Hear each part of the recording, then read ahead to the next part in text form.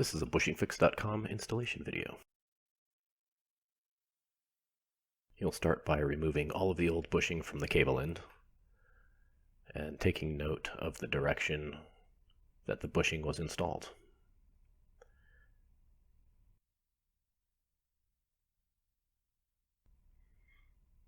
Place the bushing on the cable end opening and use the red installation driver to press the bushing into place. If you can't do this by hand, you can use pliers to make it easier.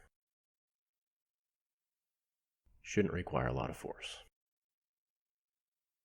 We'll locate the shift lever pin, and if it's an interior shift lever, you can use a small amount of grease.